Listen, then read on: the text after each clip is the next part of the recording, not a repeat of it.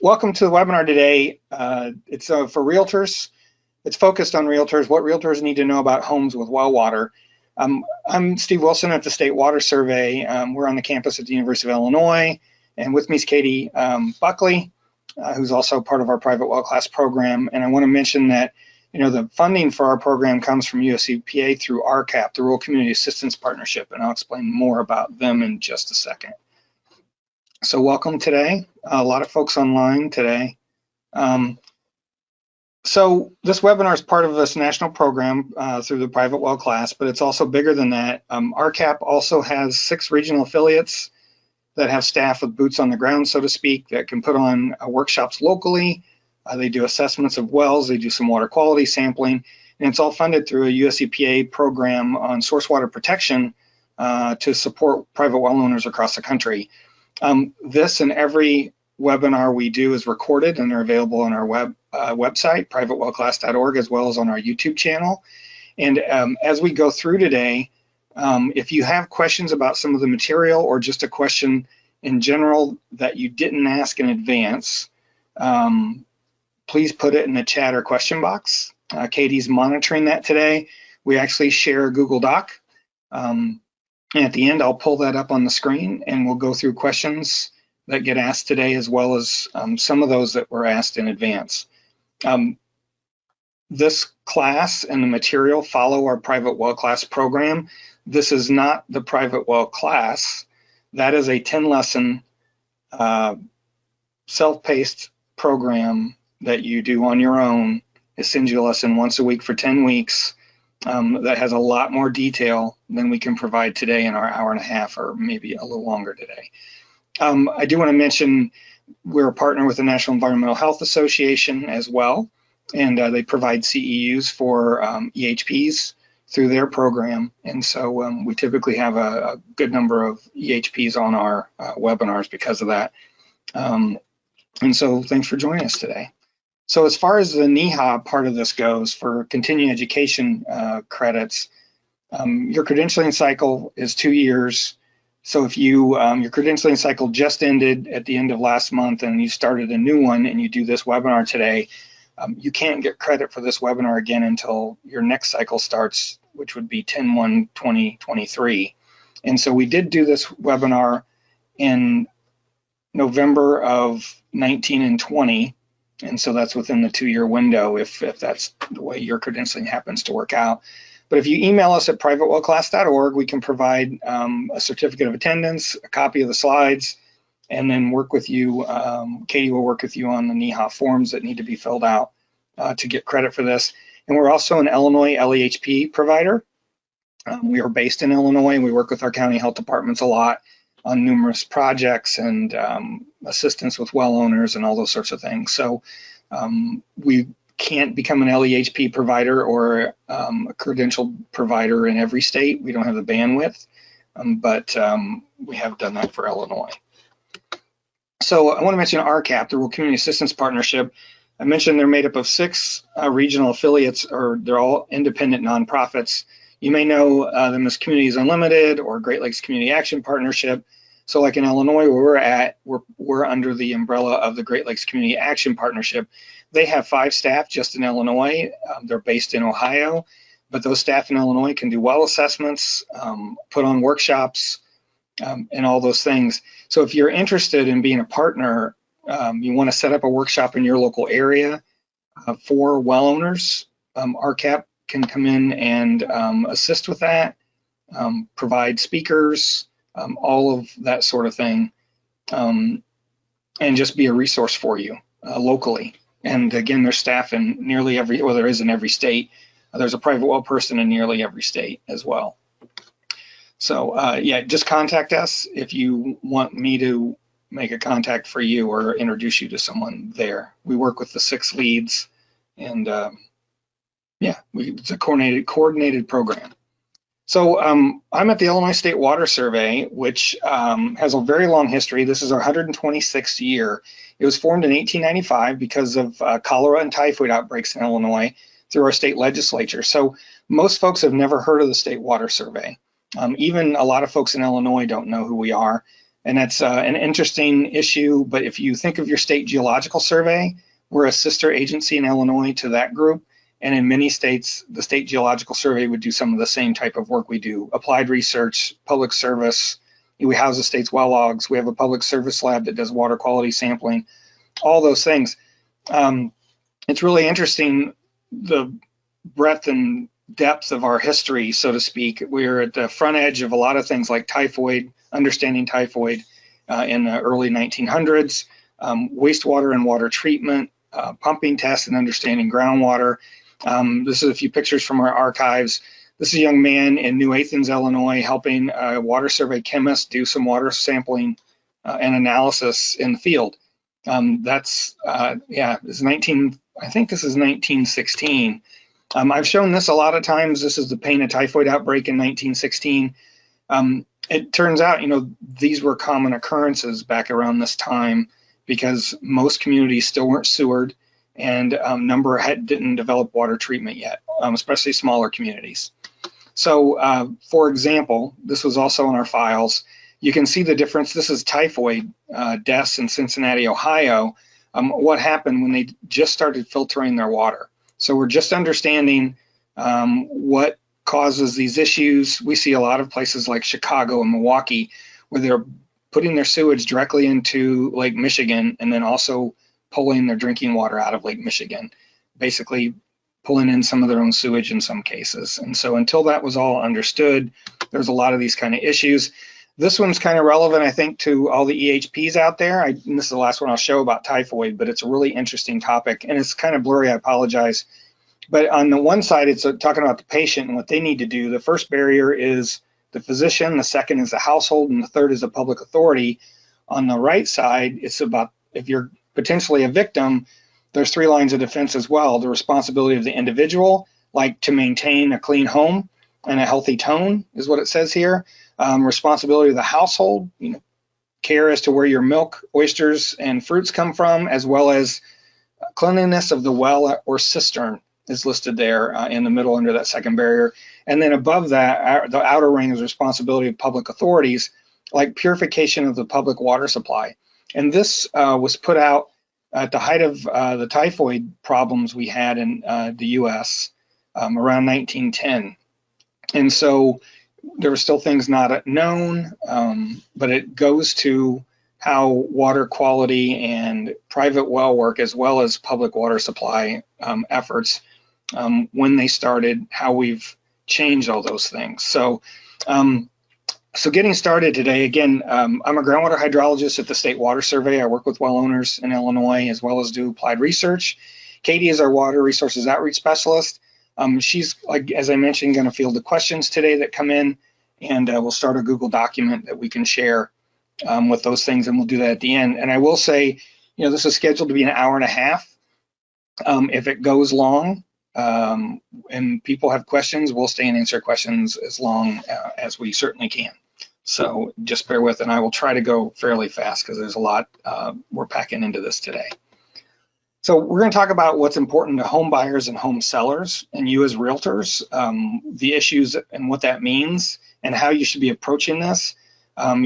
We all have a job where we get paid and make money, but if we look at it from the perspective of trying to protect public health, there's things you should do in order to protect your clients, no matter which side of the sale they're on.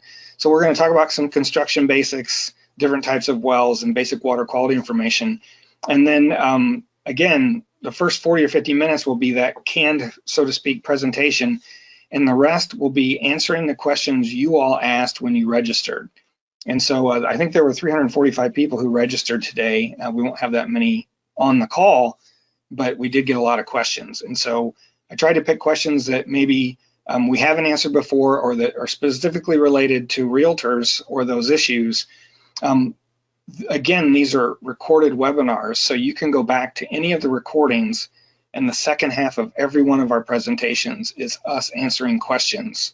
And so if I've answered a question 2, 3, or 10 times, I may not answer that today, other than some of the really basic ones that we always get asked about: what to sample for and how to disinfect a well, because there always are a lot of new folks on these as well.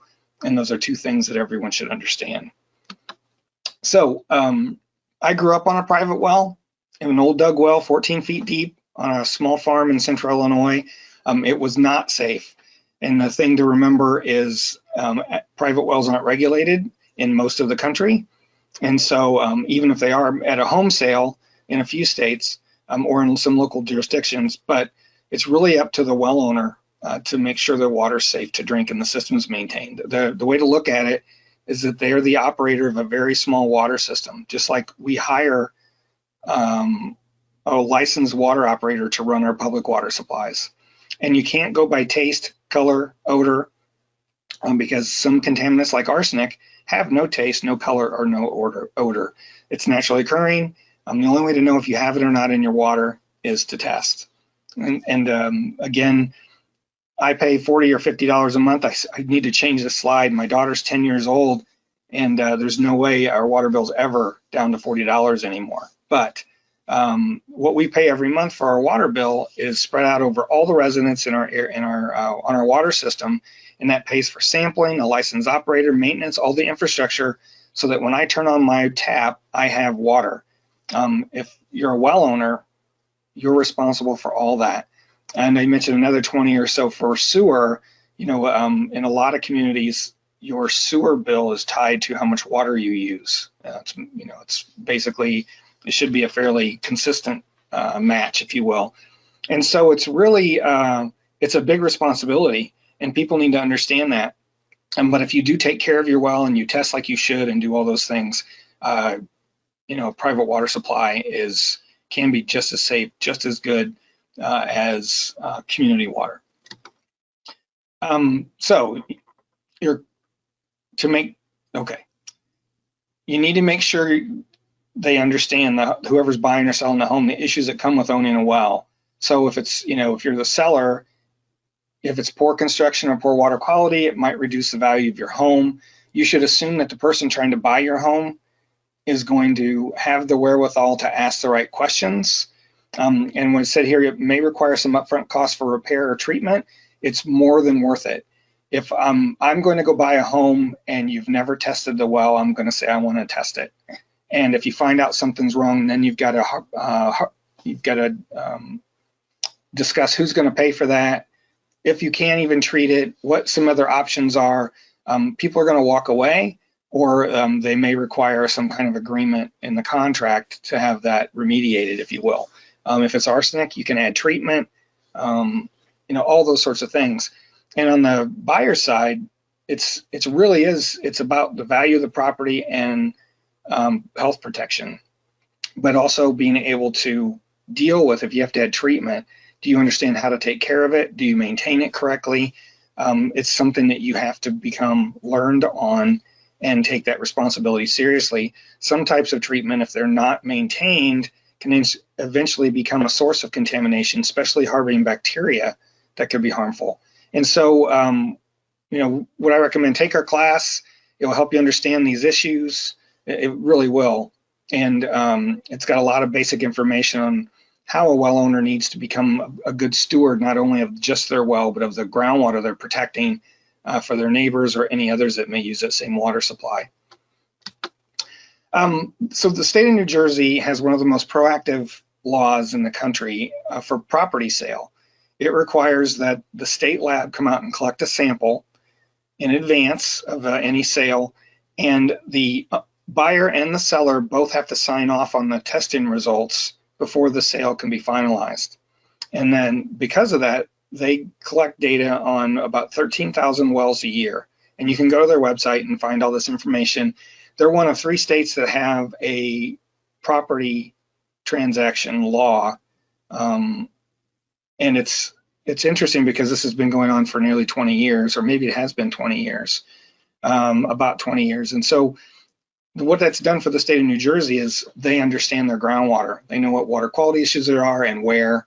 It hasn't disrupted their housing market. People still buy and sell homes, all those sorts of things that some people are afraid of. But it makes everyone on the same playing field, and it helps with adding treatment if needed, and understanding bringing up the level of education of the well owners, because if you find out you have something in your well, you're more likely to go learn more about it and make sure you know how to take care of it. Yeah, so there's a lot of information here. I won't go through any of it necessarily. Oregon is one of the other states that does require this, the third being Rhode Island. And so you can go look on their website if you're there, but every transaction, and if you're in Oregon, I'm sure you're already very aware of this already. Rhode Island's law is a little different. It's a little more stringent.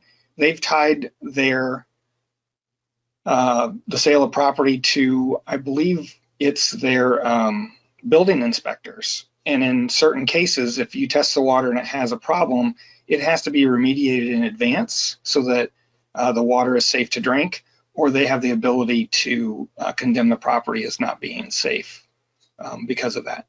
And so that's the only state that does it that I know. And I think those are the only three that actually have a law for every home sale. You have to test the well water. But now what we're seeing is, this is a county in New York. They've passed their own law requiring testing at home sale. So we're seeing more and more of this. You know, I went out to Massachusetts and Connecticut to help the RCAP Solutions folks out there. This has been 5 or 6 years ago at least, with a class they were doing for sanitarians or environmental health professionals.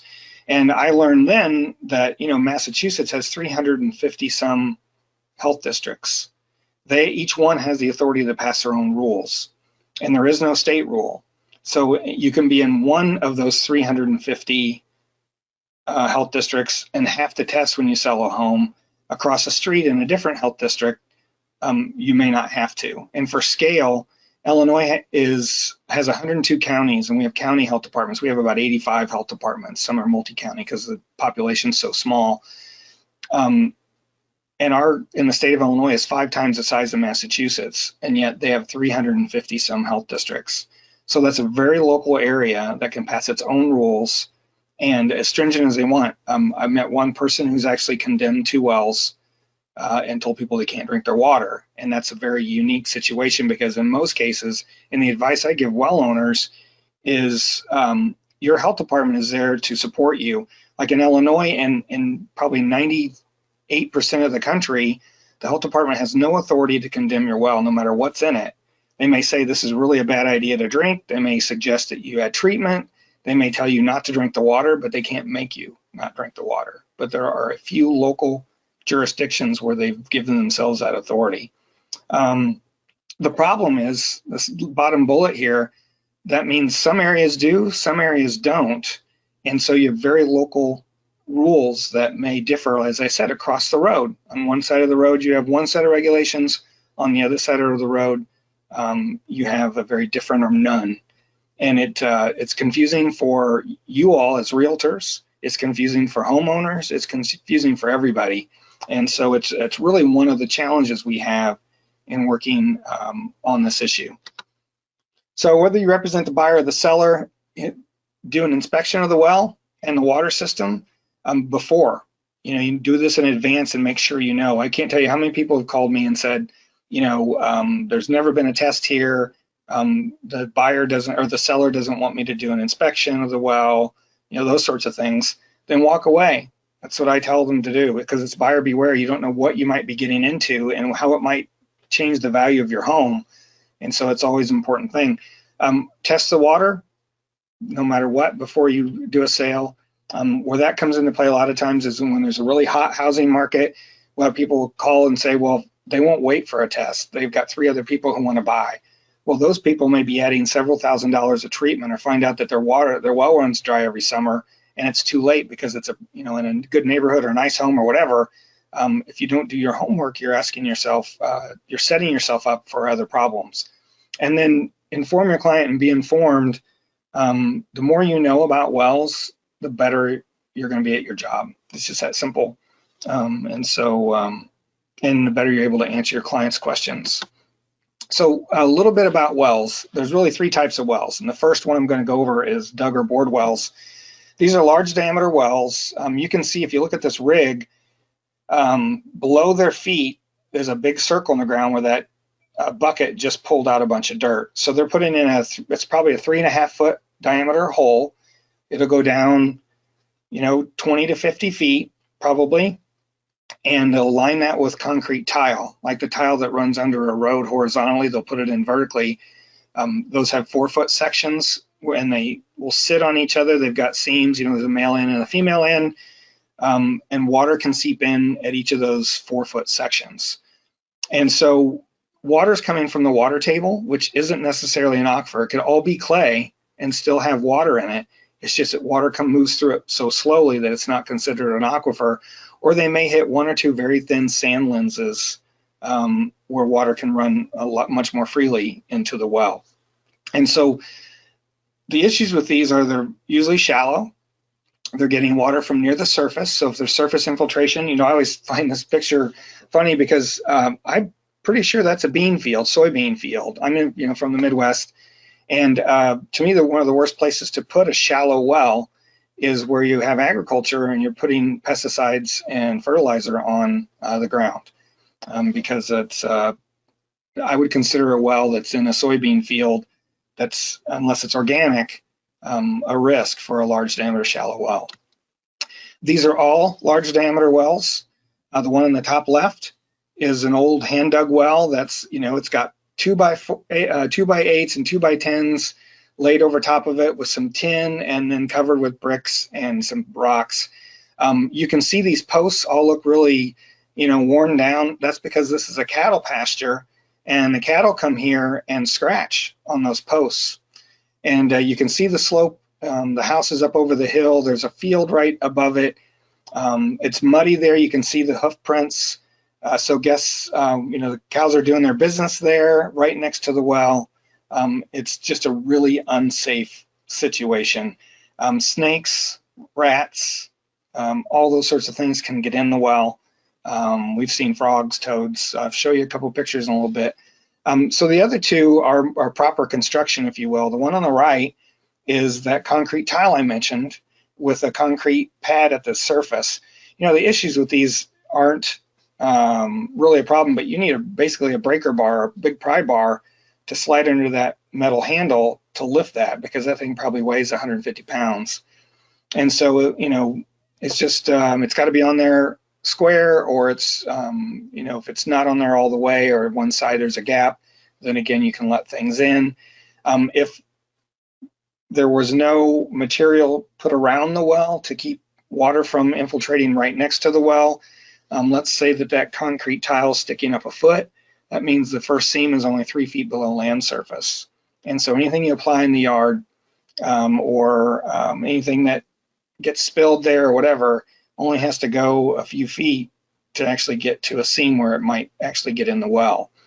And the way these are constructed today, they dig the hole much bigger than the actual tile, the concrete tile, and they put material around it that's not very permeable, clay or cement, so that it can't get in that first or second seam. And it has to be, water has to come from below 10 feet or so or more. The one on the bottom left is the same thing as the one on the right, except that the 3-foot diameter concrete tile doesn't start until 10 feet down. So if you can imagine, that concrete lid has a 6-inch hole in it for a regular pipe to come up to the surface. And then it looks like a drilled well, but actually it's a large diameter well. And I can show you those constructions right here. The one on the left is with the concrete pad at the surface, and the one on the right is where the concrete pad is down below 10 feet. And this is the way these work. Usually for the picture on the left, they've got 6 inches of concrete around this well everywhere, so that nothing can get in those first two seams. But below 10 feet, it says 10 feet minimum, then the seams are open to whatever material is outside the well. And here they've added gravel around the well to give it a little more volume. And the reason you put in a large diameter well is because there's no real aquifer, typically. So if there's no good aquifer, or maybe the water quality is bad, we have areas in Illinois where when you hit the first water you hit is salt water. It's from an inland sea millions of years ago, and it's just like ocean water. It's got a TDS of 13,000. That's not drinkable, right? Unless you treat it. And so a lot of times then they'll use a large diameter well because that's the only available water is from the water table. And so it seeps in sometimes very slowly. And so you have the large diameter. So you've created, it's basically like a cistern. You've created storage. And so when you pump this well, maybe it's got 30 feet of water in it. So let's say this is 50 feet deep. That's not the scale, I guess. And there's 30 feet of water in it. Well, if water seeps in really slowly, at night, everybody takes showers, you do your laundry, you may take most of the water out of that well. And then overnight, when everybody's sleeping, it slowly seeps back in from the water table. And sometimes you hit a sand lens like it shows near the bottom in the middle here. And so you have more water available than that, but not necessarily. And so they're there so you have enough storage that you have water when you need it. And I know our well was only 14 foot deep. In the summer, if I left the hose in our horse tank when I was trying to fill it up, which happened once or twice, we may not have water for 2 or 3 days until we get a good rain. And yeah, and that's the way it was. Our well was hand dug by my grandpa in 1933, which I know I mentioned a lot, but it's the way I grew up, and it's the water that I grew up on. So sand and gravel well, the other two types are drilled wells, drilled or driven, but the difference is what kind of aquifer you're in. So if you're in a sand and gravel aquifer, you put in a sand and gravel well, and sand holds a lot of water. The porosity of sand is about 30%. So if I had a jar of sand completely full, 30% of that is air. And so when that's in an aquifer and it's saturated, 30% of it's water. And so 100-foot thick sand and gravel aquifer, like we do have several of those in Illinois, has 30 feet of water in it if you took all the sand away. That's a lot of water over a big distance. And so sand and gravel wells require a screen at the bottom, which is what this picture's of. And that's woven stainless steel in this case.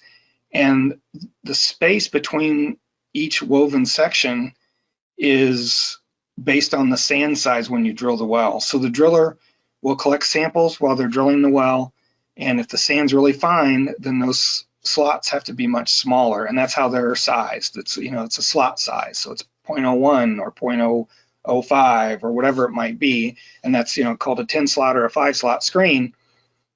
And so it's really dependent on if you're in gravel, you can have wider openings. And so you want to make the water, make it available as much as you can.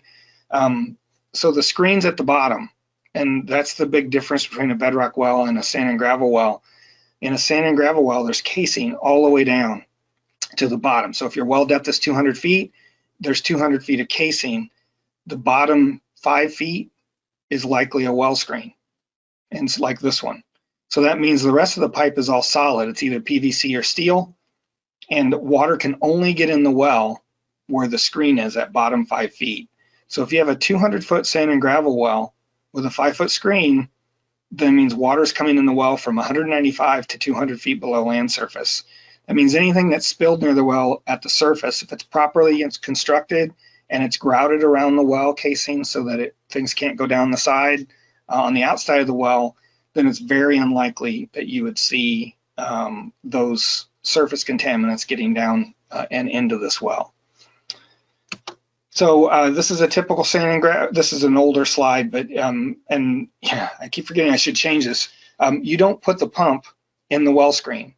It causes velocity problems and can affect the gravel pack that's around the well. Usually it's up above the screen somewhere, but otherwise this shows you about the discharge line and the well cap, and usually the pump's submersible. And so these are all the pieces of a well. And so the difference, the other type of well is a bedrock well. So in a lot of the country, we don't have 200 feet of sand and gravel or clay from glaciation like we do in northern Illinois or most of Illinois. And in the upper part of the country, you might have bedrock right at land surface. So when you drill a bedrock well, I mentioned the porosity of sand is 30%. Well, the porosity of bedrock, of the rock itself, is basically 0. Sandstone can have a little bit of secondary porosity, but you're not getting water from the rock itself. You're getting water from the cracks and fissures in the rock, which are what these blue lines are on this image. And so when you drill a bedrock well, you put the casing 10 to 20 feet into the rock and you seat it there so that it can't, so it's solid. And then below that, it's an open hole. The rock acts as the casing itself. So you keep drilling, and you're trying to hit fractures so that you have a way to get water in the well. What that means, though, is you may only have a short amount of casing in your well. In this case, they talk about seating it. It says steel casing, 10 to 20 feet of casing into bedrock, and then it stops. After that, it's all open. If bedrock's at land surface, you may only have 25 feet of casing. So that means if there's a fracture that comes up near the surface and is getting water from, shallow infiltration or from even a direct conduit from rainfall or those sorts of things, you could have a direct pathway right into your well. And so a 200-foot bedrock well doesn't mean that, 200 feet doesn't mean a lot. What matters is the amount of casing you have. I was in New York a number of years ago working with some folks there where they have a lot of older wells that only had 12 or 14 feet of casing. So that means anything below 12, anything that can get down 12 to 14 feet can get in the well. And so they weren't protective. And these are wells that may be 500 or 600 feet deep. And so someone who sees that and doesn't understand may go, well, my well's 600 feet deep. There's no way it could be contaminated. Doesn't matter how deep it is. It matters how much casing there is and how soon water can get in the well. And so because of that, and because the number of fractures really matter, you may only have one fracture that's contributing to your well if it's a bedrock well. So that means it depends on where that fracture goes, what other fractures it connects to. Does it go up towards the surface like the one here that's going up to the upper left? Or does it, is it horizontal? There's places where there's karst geology, which is weathered rock, so that you can have sinkholes where there's a lot of springs, caves, those sorts of things. There may be a direct conduit to your well from the surface. And that's why bedrock wells, depending on how much casing you have and the kind of fracturing there is, it can be very different. And your water quality can even change depending on what's happened at the surface. And that's not to say that every bedrock well can be contaminated. Many are perfectly safe. There may be, like in this case, they're showing the saturated and overburden. So there is clay or gravel. And this is actually meant to be probably more like a clay material, depending on how much of that how many feet of that there is, and the makeup of it, whether it's sand, silt, or clay. It may be very protective of anything from the surface getting in down into the bedrock. So you just have to understand both the soils at the surface, the amount of finer material that may prevent flow, and then how deep it is to bedrock to understand what situation you have. So I wanted to show this. This is an Illinois log for a camp that's up by Chicago. And what it points out here, if you look at number 15, it shows that they used 179 feet of PVC and then 20 feet of black steel. And if you look down at number 18, where the geology is, they hit limestone at 189 feet, and then they drilled through that and hit shale, which is basically cemented clay, no water, very, very low water movement. Water doesn't move through it at all. And so they stopped. So the water's coming from that limestone. And so what they've done here is they put casing in 10 feet into the bedrock. So the broken limestone starts at 187, and then limestone starts at 189. So they went to 199 and had casing that deep. And then from 199 down to 260, it's just the hole they drilled. And that's, again, to take advantage of those fractures that they hopefully encountered. And they clearly did. If you look, even though the aquifer doesn't start until 189 feet, the static water level is 130, which means there's pressure in the aquifer that causes water to come up in the well higher than the top of the aquifer.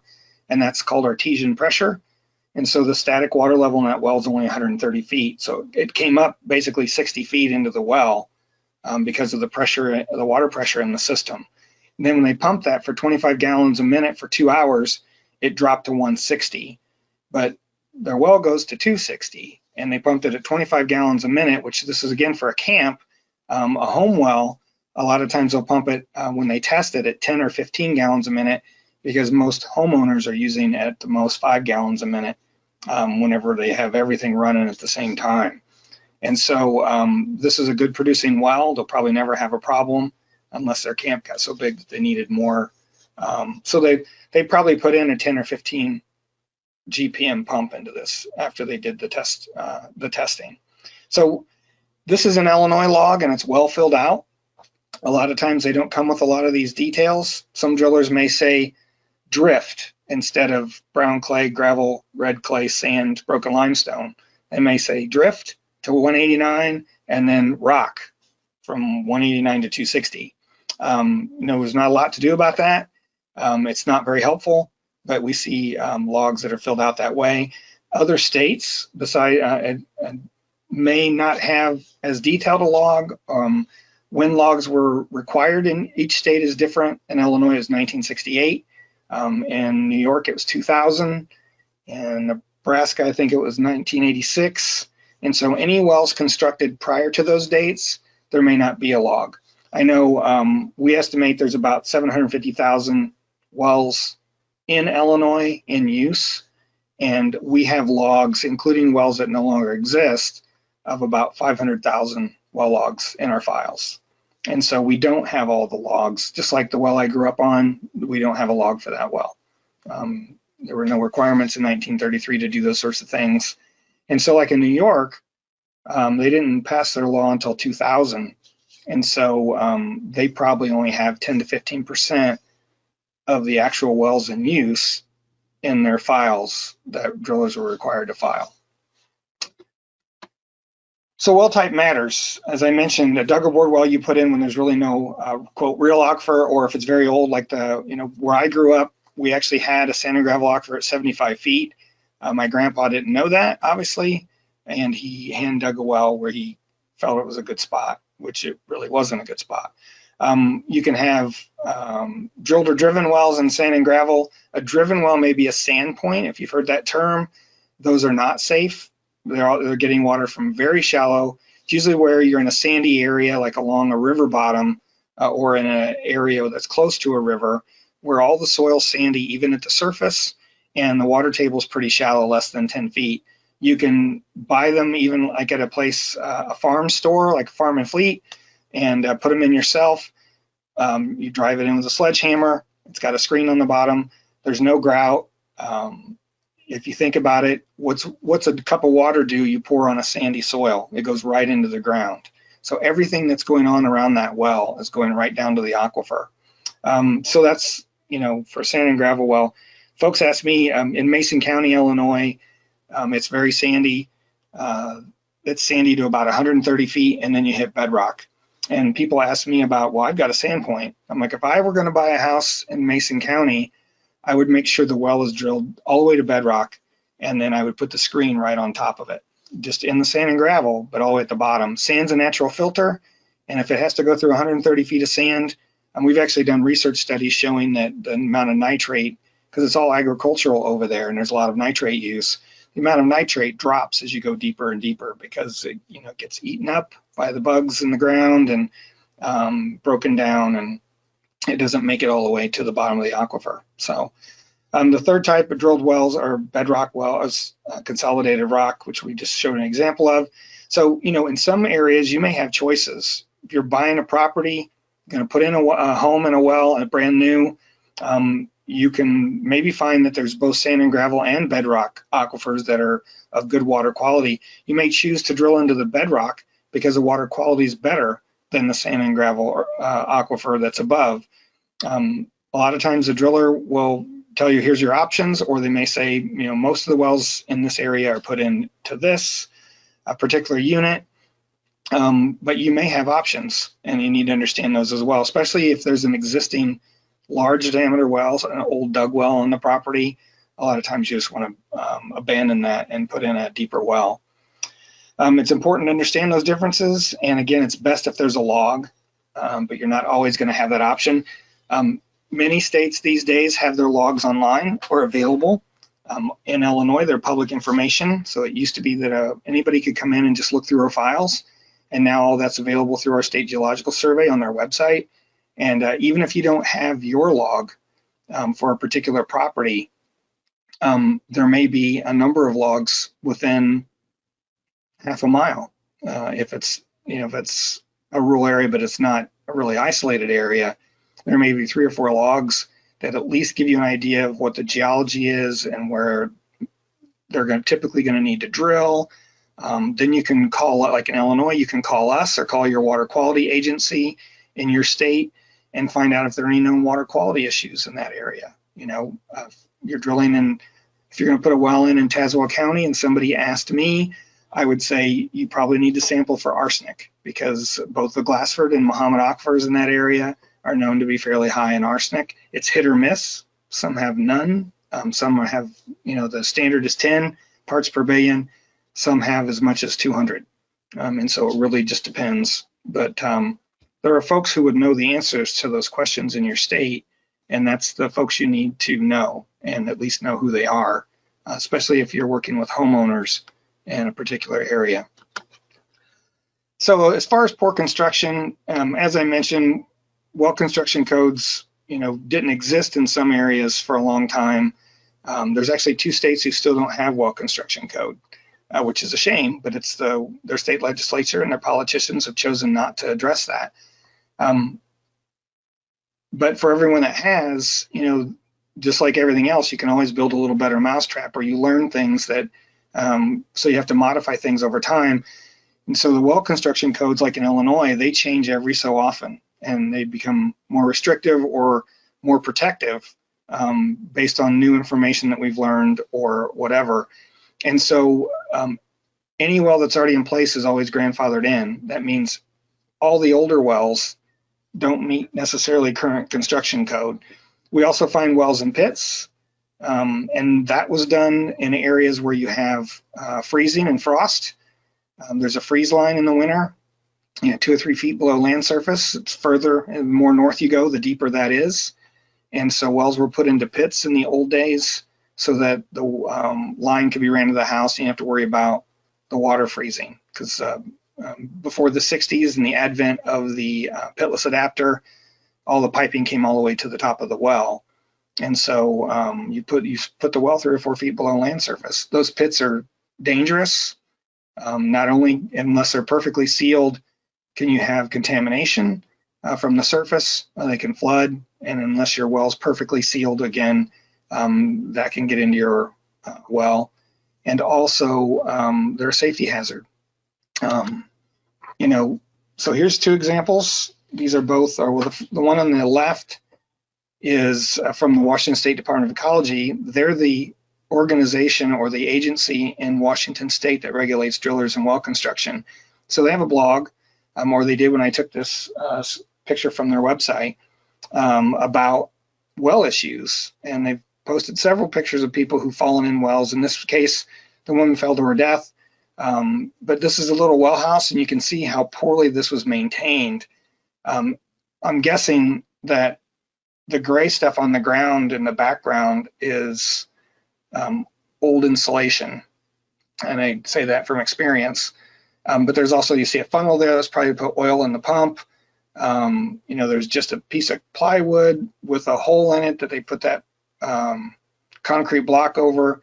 One day she walked on that and it just broke, and that was the end of it. She probably walked over that 1,000 times.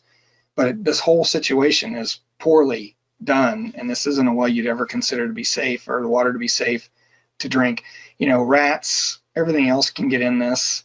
You can kick insulation in there. It's got asbestos in it if it's old, all that stuff. And the picture on the right, that's a dead goat. And this is a well that was no longer in use, but it had been. And you can see the old stones near the bottom where it had been an old stone well. This is in southern Illinois. And to bring a pipe up to the surface, or to keep it so that you knew it was there, The landowner put a 4-foot piece of concrete tile inside the well, and that's what we're looking at. It looks like the tunnel that we're looking through. So we're looking straight down. That tile only stuck up about 6 inches, and it had no cover on it. So there was a farm nearby with goats. A goat got out. Maybe it was thirsty, who knows? And that's what'll happen. But we've pulled frogs, rats, rabbits, many things from wells. And we had someone a few months ago on one of our webinars who said her dad had this really bad smell in his well, and they opened it up and there were 20 snakes inside the well. So this stuff really happens, and people don't understand. We had a person who was renting a house, and we went to her house to take a water sample, and she was complaining about the smell, and we found 2 bricks. It was an old brick well that had fallen in, and there was a little gap, an opening, and there were dead frogs in our well. And so, once you're drinking it and it smells bad, that's too late, right? That's the message we hope to get across. So what do you do with these wells? You need to try to bring them up to code. And this is really, especially before you put a house on the market, you should have your well tested. You should bring it up to code. You should do whatever you need to, so that when people start coming to look at that property, they know you have the wherewithal and have taken care of things and you're being proactive. Otherwise, they also wonder, what else are you hiding?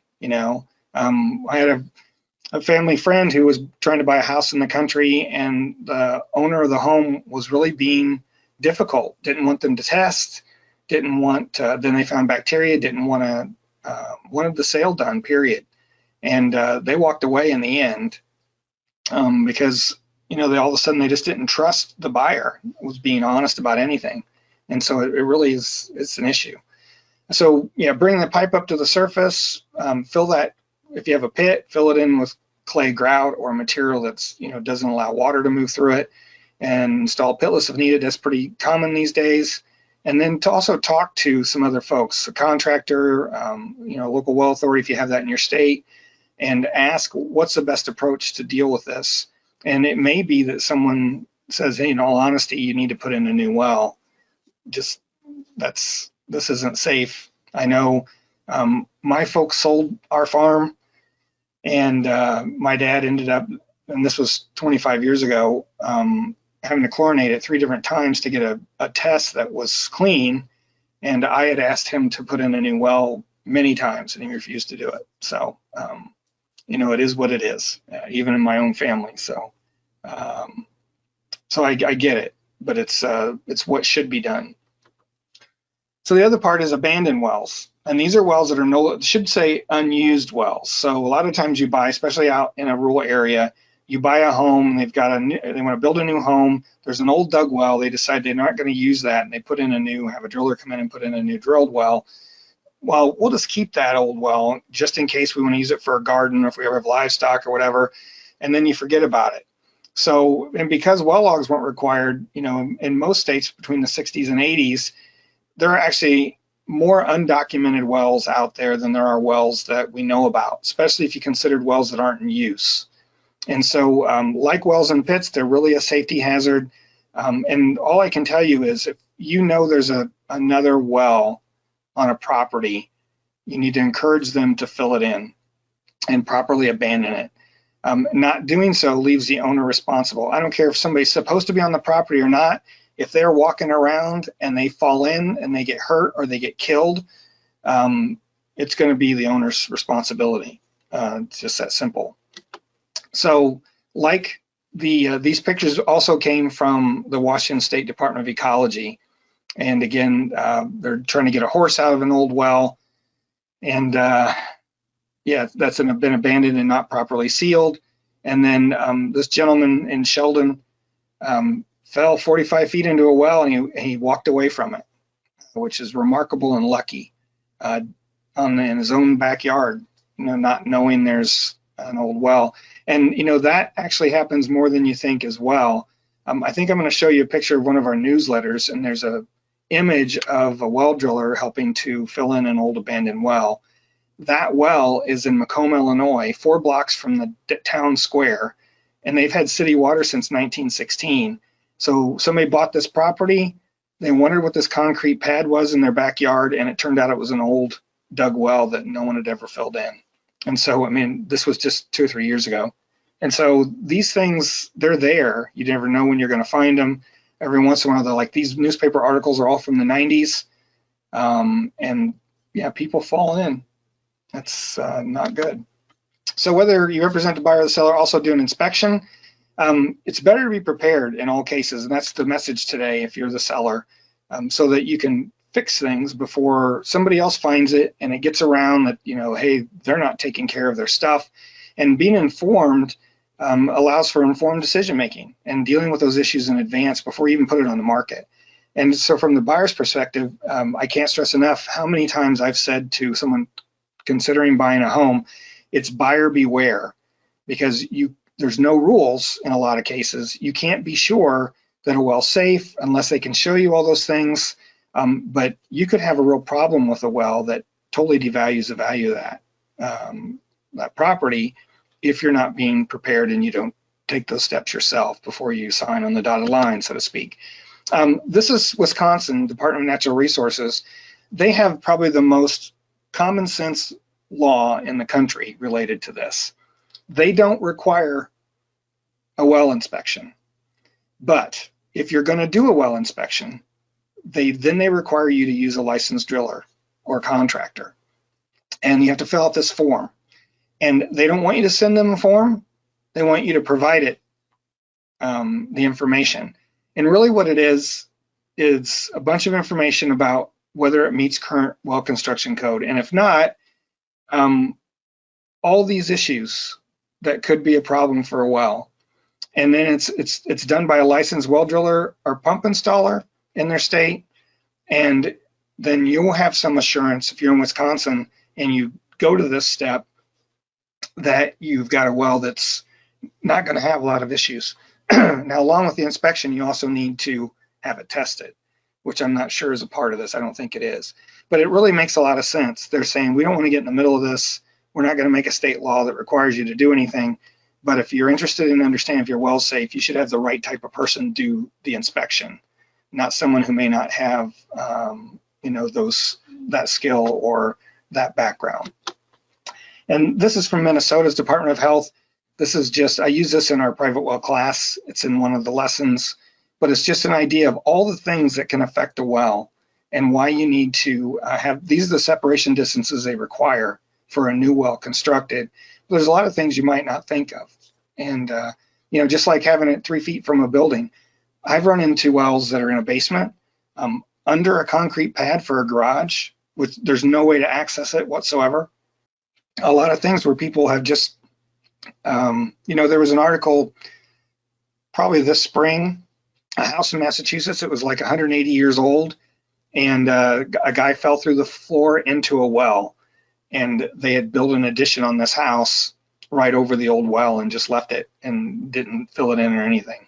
And, it's just people do, honestly, sometimes people do stupid things, and it's no different related to wells or old wells on their property. I'm sorry about that. So test the water.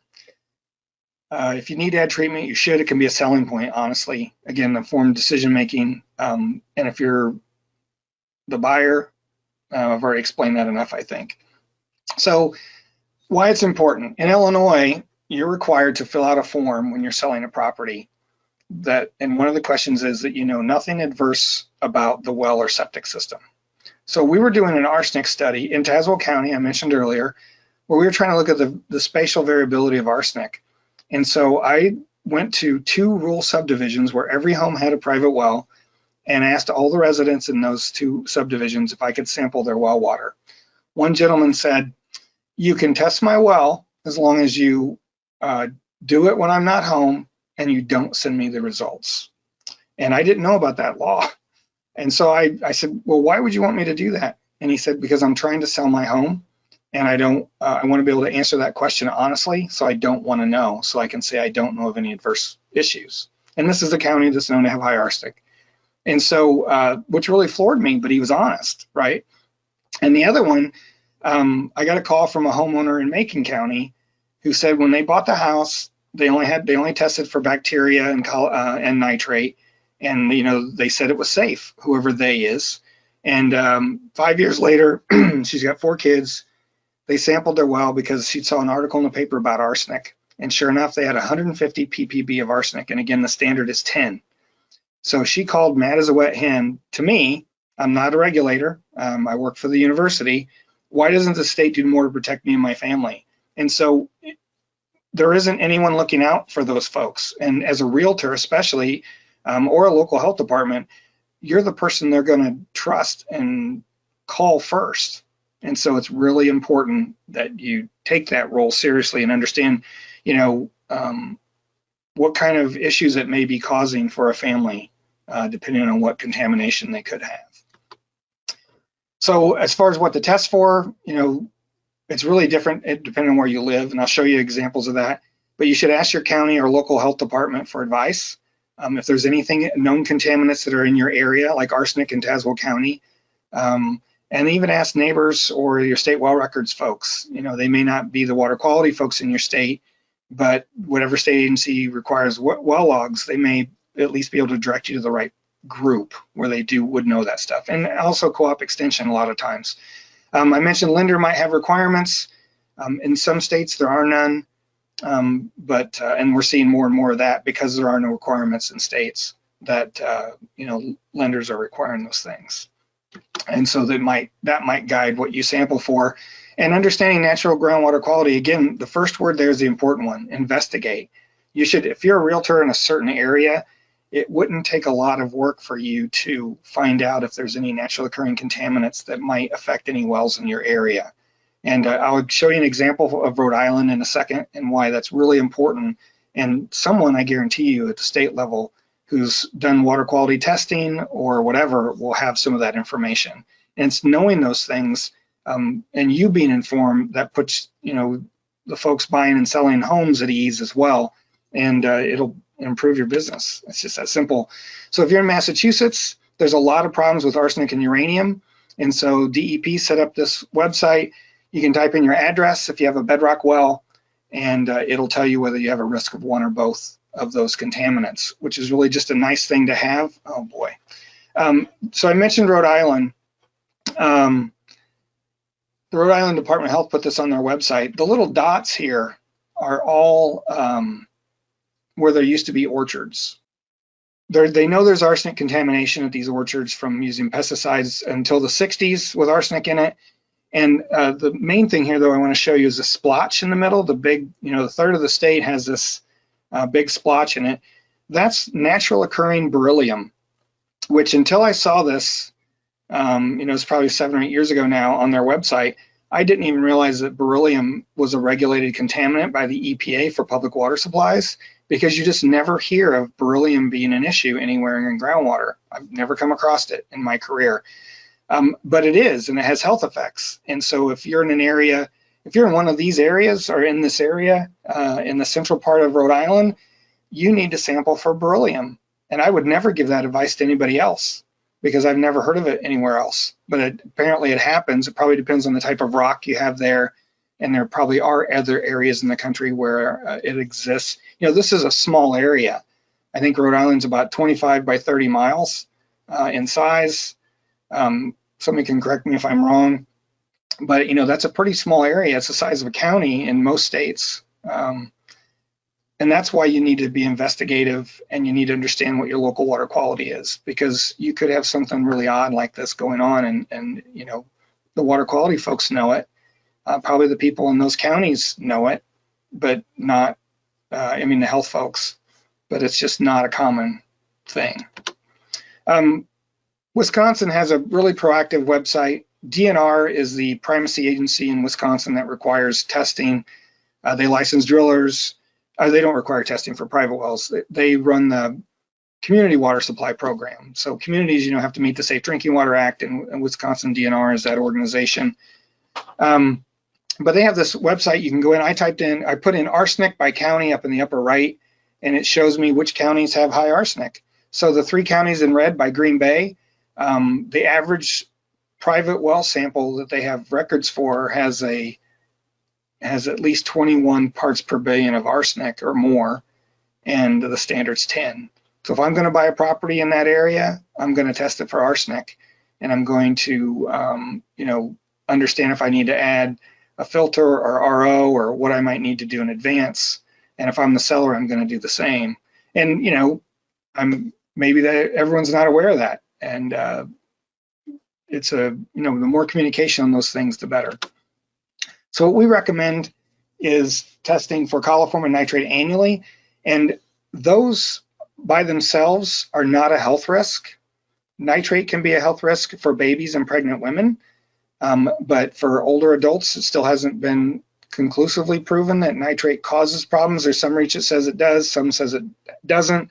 Currently, it's regulated as a contaminant by the EPA because of blue baby syndrome, which babies before they're 6 to 9 months old, their stomachs aren't acidic enough to break down nitrate. It stays as nitrite and takes the place of oxygen in your blood and causes you to turn blue and suffocate. Coliform bacteria does not cause health problems. It's E. coli that causes health problems.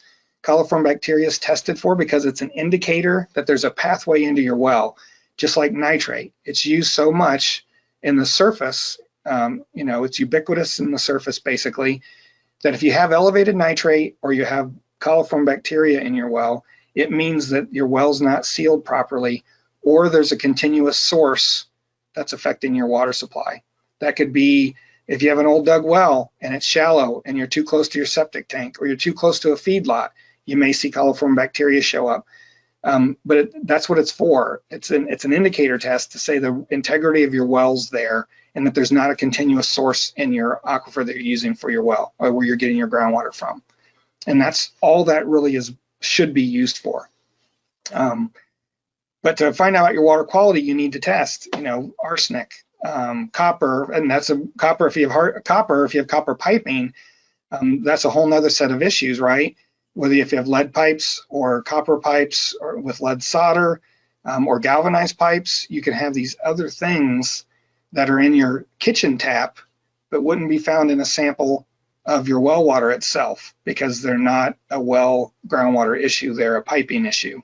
And so really the thing to do is to get advice from your local or state health department on what local constituents of concern you might have. And we recommend in general this list. It'll give you a good overview of the mineralogy, whether your water the pH is low, it means it could be more corrosive, or if it's the alkalinity is high, it could be more corrosive. And that means if you have lead or copper pipes, it's more likely that they'll leach, all those sorts of things. And so that's the approach you need to take. So whether you represent the buyer or the seller, you need to be informed and inform your client.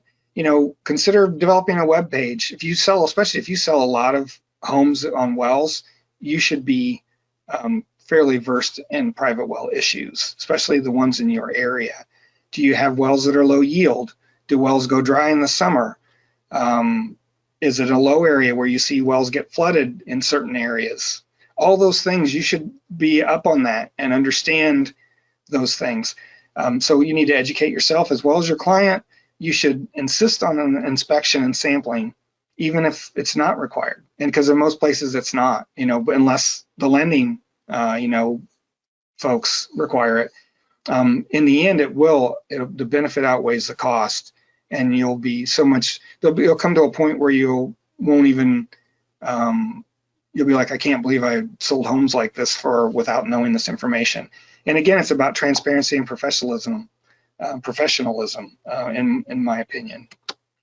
So most states have a public-facing page that talk about private wells and the issues they have there. Connecticut, I mentioned, put this up here because they put on a private well conference.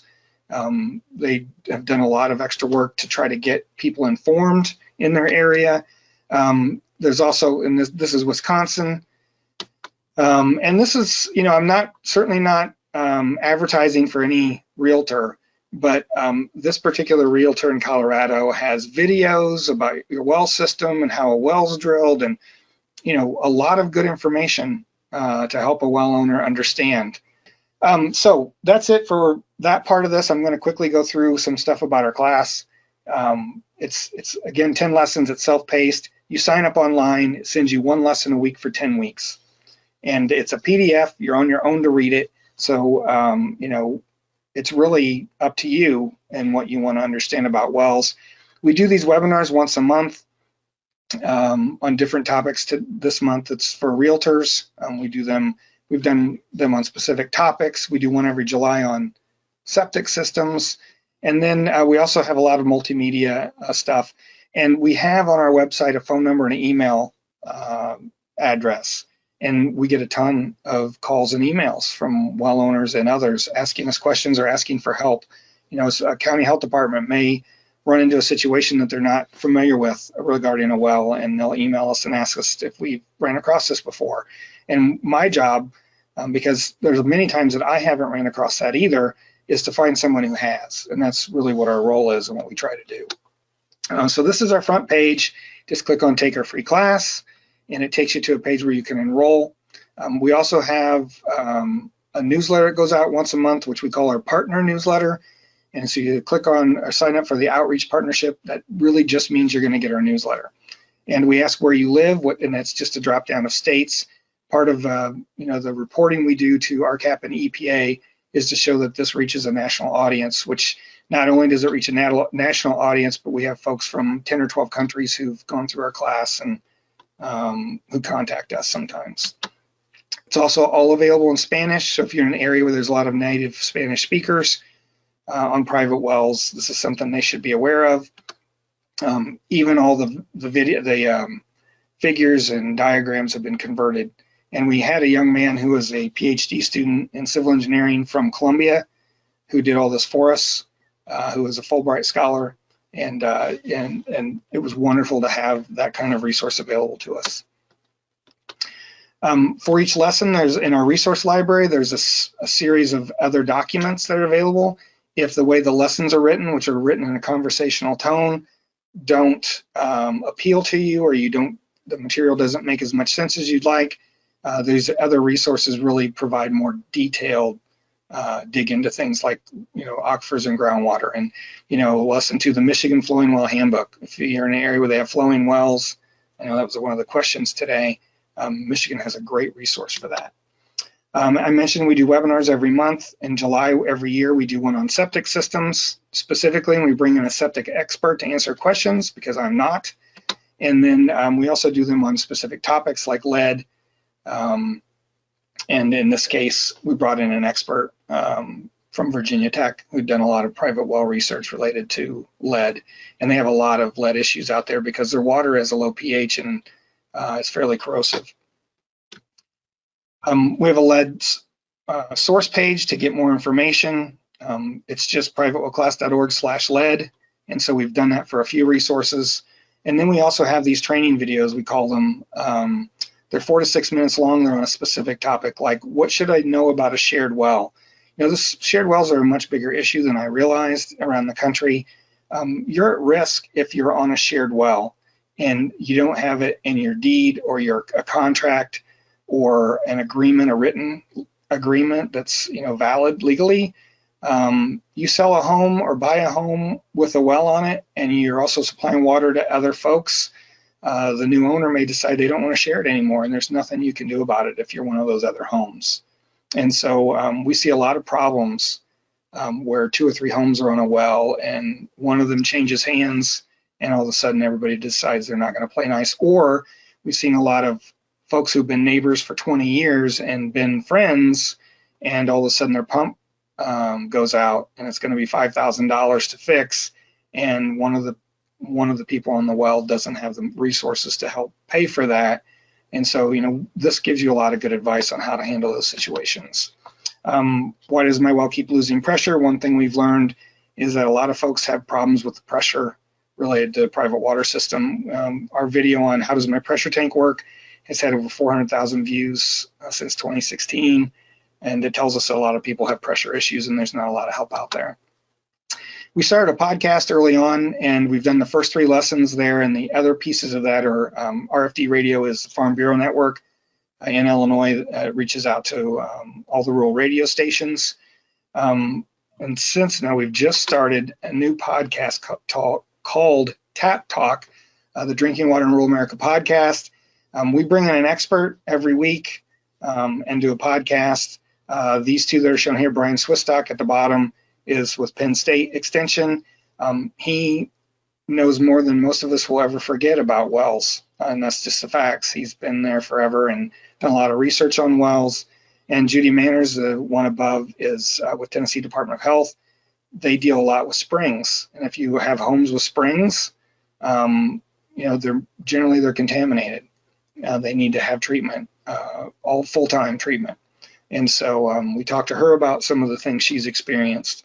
And we do one every week. The first season's 12 episodes. I think this week will be like episode 7's coming out on Thursday. As far as partner resources, I mentioned that before. You can click the button to become an outreach partner and it'll give you our newsletter. This is the image I mentioned earlier. That's a driller who's helping us seal an abandoned well that's in Macomb, Illinois.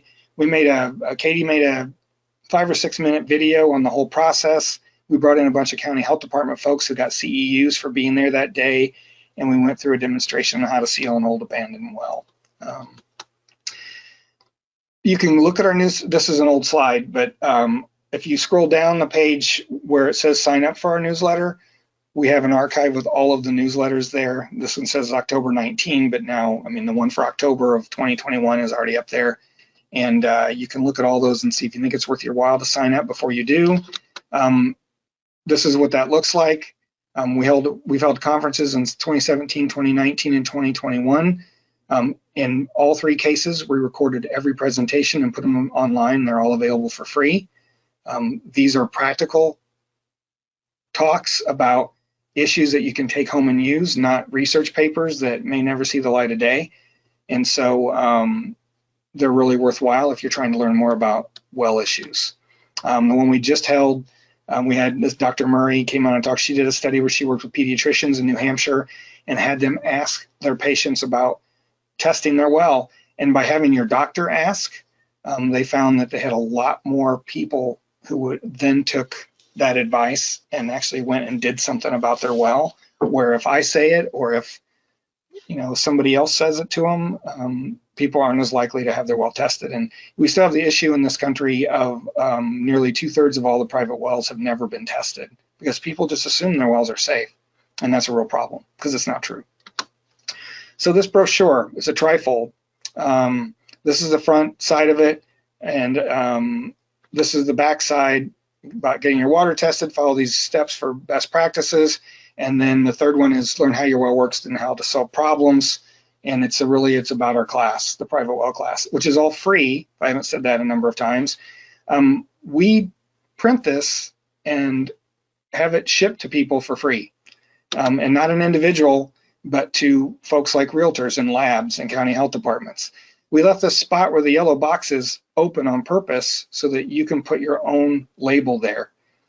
We've printed over 80,000 of these and delivered them to over 400 different organizations. And by organization, I mean agency, realtor, extension, labs. Some state labs, actually, we sent them over 1,000 because they put in every one of their sample results they send back to their well owners that they're testing. So we just closed the call for these, but if you're interested, and you can hand them to every person you sell a home to that has a well, you can contact us at info@privatewellclass.org and we'll put you on the list because we're about to get another printing done. We haven't done it for over a year and a half, mainly because of COVID and people aren't doing things in person these days, but that's starting to open up, thank goodness. It's also available in Spanish. So yeah, it's all free and we ship it to you for free. We provide them for free. We do the printing. It's all part of our grant. We also have a Realtors page that you can look at. And the goal of our class really is to help people understand why their well is important, why they need to understand how it works so that they can protect themselves from risks and their family. And that's a message that you should be providing to the homeowners you serve as well. Okay, so I mentioned we have a bunch of questions. We're going to answer a bunch of those today. And again, it looks like we do have a few questions already on our Google Doc, but I'm going to go through the ones that people asked first, because there's a couple things that are really important, especially for realtors to understand that come up because of the whole should I test or not. Before we start though, Someone asked, how can I get CEUs for all webinars I had before? Wasn't sure exactly what that meant, but if you attended some previous webinars of ours, we have a listing of that. How many minutes you were there, the whole 9 yards. So we issue certificates to people who have attended our webinars and actually been there on the webinar the whole time. So if you attended a past webinar in person live, we can probably get you a CEU or certificate for that. If you watched the video, we can't help you.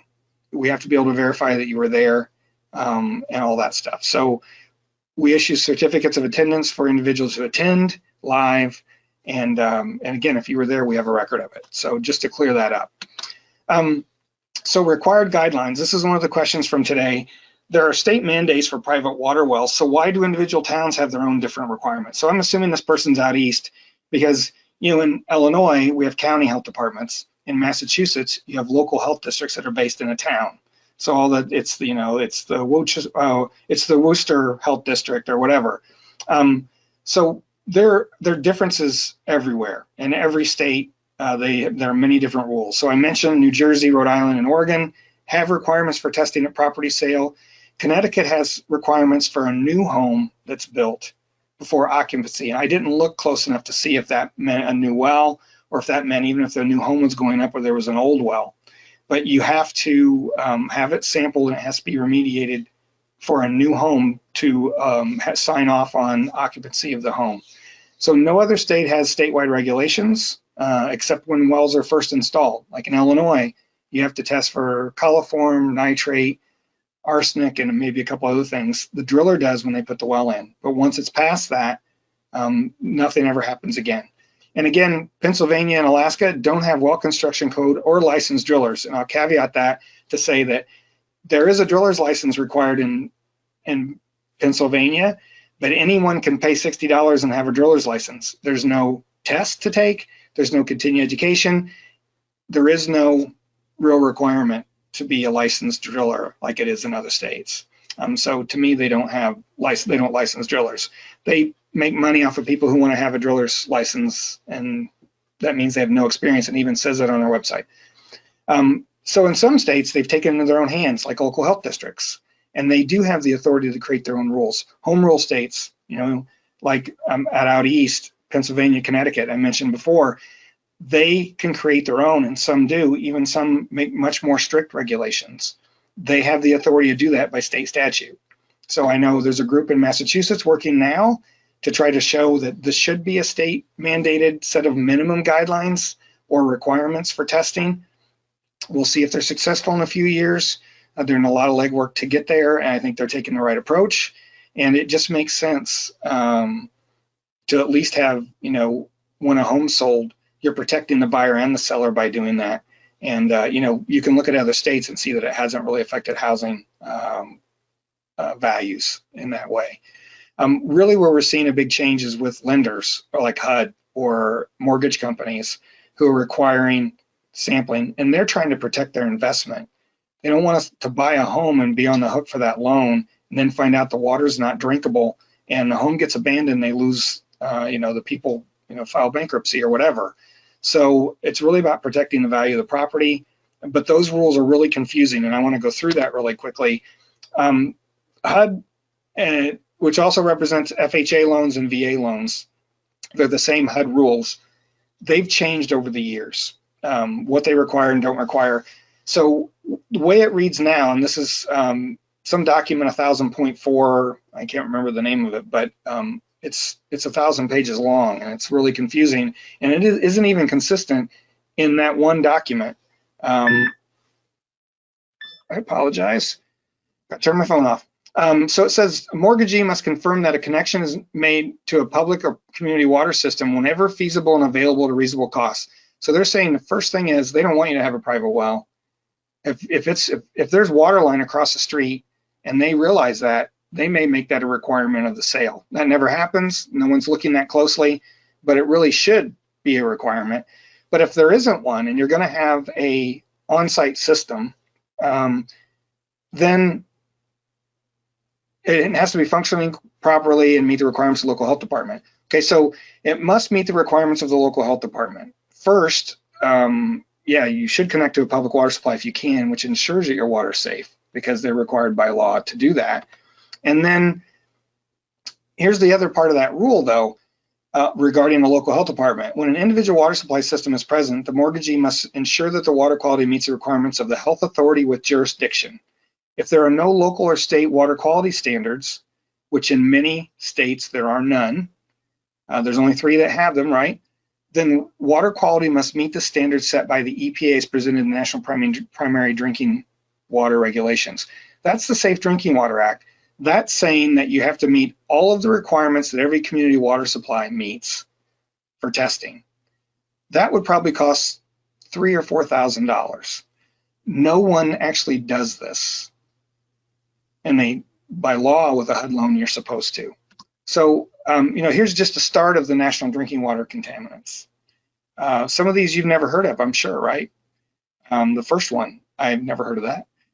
But asbestos, barium, benzene, no one tests for all these things before they buy a home with a HUD loan.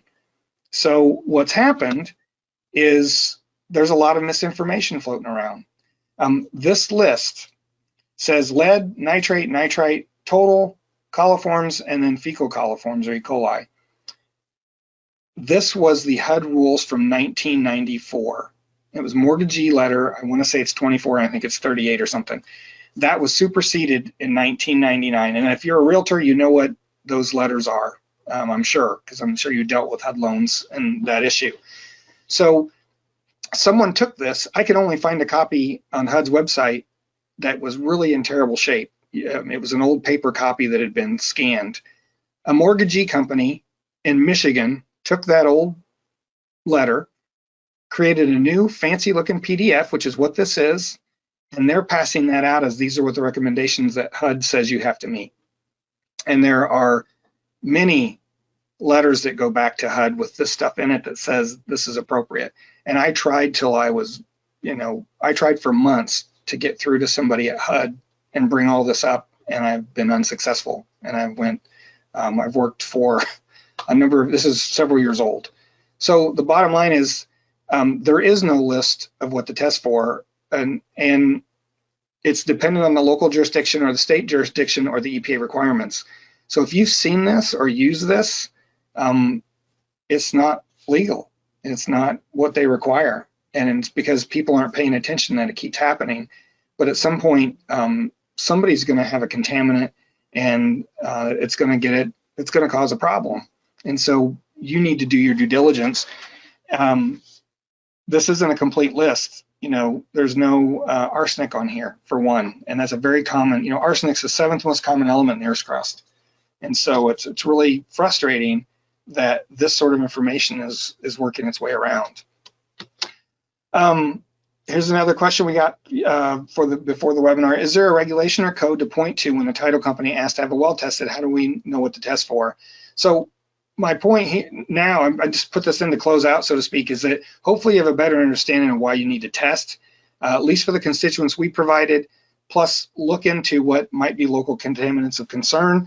In the end, it's not about meeting a requirement per se. It's very gray what that might be, but you need to focus on what's important for the people who are going to be drinking that water.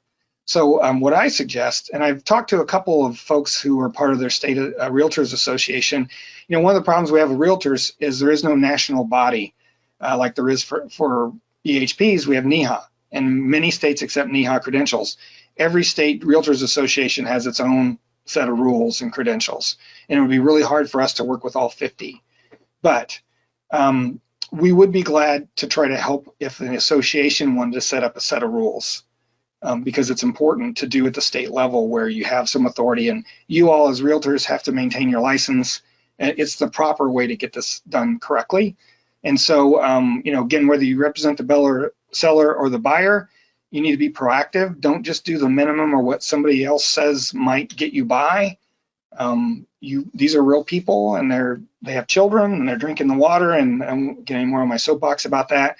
But we see a lot of people who have problems and health issues who've been drinking water for a long time because they didn't know any better. And those of us who are professionals are the ones who are supposed to look out for them. So Many homes are sold with only a coliform and nitrate test, and that does not mean their water's safe. I hope that message is clear. So some other questions we've got. What happens to a well septic if the power goes out? Does it require a pump? Well, so you'd be surprised how many well owners ask me this question too. And this person caveated that and said, I've lived in the city my whole life, and I usually only sell homes that are in cities that have public water. So every well has a pump in general, and without electricity, they won't pump water. So we recommend that homes in rural areas have a generator, especially if you're in a cold climate where you're susceptible to freezing. If your pipes freeze, it can really be a problem. For our old well, we had a propane tank that we kept down in our little well house. And I don't know how many times the power went out at 2 in the morning on a January night that was, below freezing or below zero, where we had to run down and light that propane tank to keep the pipes from freezing, and so our pipes didn't burst. And then, because we had heat tapes around them that were electric for in the winter. But if your power goes out, those don't do much good. A basic septic system does not require electricity. They don't have any, they're mechanical, they don't have any electrical parts. And I say that because there are advanced systems that do. You may be in an area where you can't just discharge your sewage to a septic field. It has to be treated. Oh my gosh. And so if you have an advanced system, then that doesn't hold. So, and nearly all wells require a pump, and I say nearly because there are cases where you have a flowing well and people don't have to have a pump. And I've run across a number of those in specific areas. We have an area north of Champaign, Urbana, Illinois, about an hour north, where they have flowing wells. And those people don't have a pump in their well, which is just a unique situation. But all of that's described. I mentioned the flowing well handbook from Michigan was in lesson 2. All of this stuff is included there, and it's really worth you taking our class. And I know I put a lot more into that answer than I needed, but I wanted to explain to everybody because there are always exceptions and unique situations that you're going to run across. No 2 wells are alike. I swear, in my experience. What can be done to solve a homeowner's well problem of sulfur smell in their water? Is there any lasting treatment other than filtration? What are the risks? Well, I don't know if I mentioned the risk in my answer, but sulfur isn't considered a health risk. It just smells bad. It smells like rotten eggs, hydrogen sulfide. So there are really several causes. And I meant to change this answer and I did not. Oh. Well, it's usually, if it's just in your hot water, that's a unique situation. It's because of the anode in your water heater. It's probably magnesium.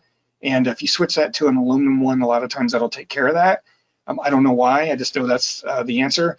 But in general, it's because of 2 things. It's either you have sulfate reducing bacteria, which when they take sulfate in and they basically discharge hydrogen sulfide as a byproduct, or it's in the source rock generally of your groundwater. And if it's in the aquifer itself, if it's at really low levels and it's a pretty weak smell, you can probably use a carbon filter on your kitchen tap, which doesn't help you in the shower or any of those things. And I know this because my brother-in-law is a farmer up in northwestern Illinois, and they have this issue, and I hate taking a shower there. It smells, the water feels funny, it's just the way it is. But if it's very high at all, or if it's because of bacteria, one, you can try to kill the bacteria by shock chlorinating your well and your water system, and I'll talk about that in a minute. But if that doesn't work and you've done it 2 or 3 times, sometimes you have to because those things can form layers, then you might need to go to continuous chlorination like a community water supply does to keep that smell and bacteria from growing in your system. And it could mean you have a source somewhere. But a lot of times those bacteria will come back because there's a number of types of bacteria that are kind of ubiquitous in groundwater. Sulfate reducing bacteria, methanogenic bacteria, they have no health risks. They just live in the ground and you're going to have them in your water. And so depending on your water chemistry, if you have enough sulfate, what we found like here in Illinois is when you have sulfate reducing bacteria in an area where there's arsenic, that's a good thing because as long as those bacteria are there, that means there's sulfate there, and that seems to keep the arsenic from getting in solution because it's part of the source material, the sand grains have, arsenio pyrite on them or other source of arsenic. But if there is no sulfate, then we see that's more reducing, and we see another type of bacteria that allow that arsenic to basically come off the rock and get in the water. And we see a lot higher arsenic levels when there's no sulfate. So, sometimes it's a trade-off. But the best way to get rid of the smell is probably to chlorinate. Manganese. This is another important constituent to talk about. Ever since the Safe Drinking Water Act was established, manganese and iron are two of the most common constituents in groundwater. And so they're not considered health risks, and manganese is listed as a secondary contaminant, just like iron is. It stains things, causes red staining or black staining, but they've recently found that it has more problems than that. So the issue is, the question here is, I have 3 times the manganese level the EPA recommends. Is it from an injection well? Well, to answer your question, it's probably not from the injection well. It's probably just a common constituent in groundwater. If you had manganese and no iron, then I'd say that there's something else going on, but usually you see both, and you see a lot of it. It's hard to find groundwater in Illinois that doesn't have a lot of iron and manganese in it. So it's just a common constituent. And that wasn't a problem, or at least no one thought it was a problem until recently. And so they've discovered that it causes health effects, which if you read down through this, according to Health Canada, which regulates it as a health risk, manganese causes neurological and behavioral effects, as well as deficits in memory, attention, and motor skills, especially in children. And so EPA's put it on their contaminant candidate list.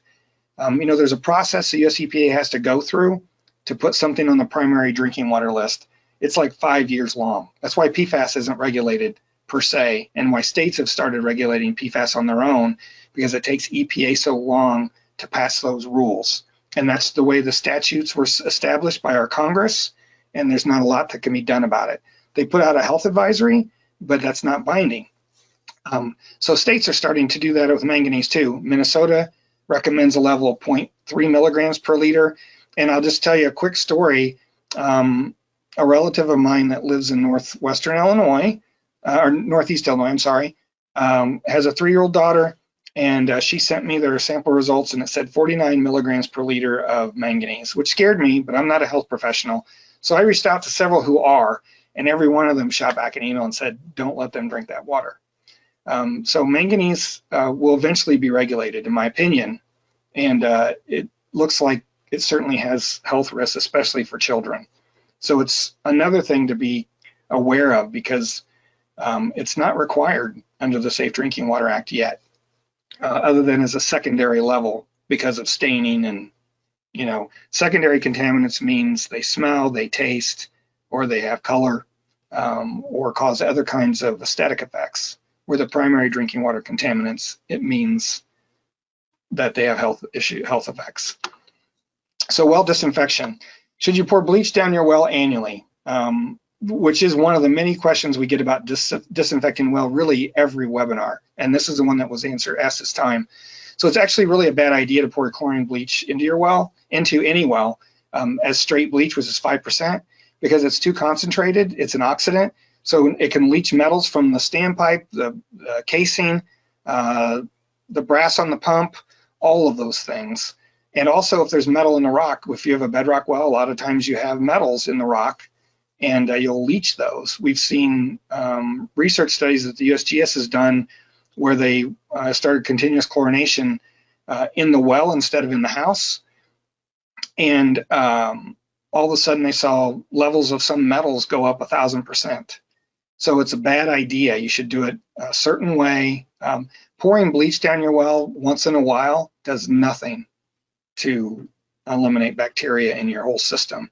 You have to disinfect the entire system, all the pipes. You run water through every line, every shower, every toilet, every water line you have in order to disinfect your system properly, because you don't know where for sure bacteria may be if you're trying to kill the bacteria. It may not be in the well, and many times it's not. Okay, so Minnesota has what I consider the best guide that's out there today. And it's on our website. If you go under class resources, under lesson 10, it's one of those extra documents that I showed earlier. And it's the well and water system disinfection. It's the most complete approach. It has pictures, it has tables, it explains why you do everything you do. It's very detailed. It's 8 or 10 pages long, but trust me, you don't want to take one that's half a page and use it to disinfect a well, because you're going to miss things and not do it properly. And the bottom line is, when you disinfect a well, you mix bleach at around, I think, 200 or 300 parts per million.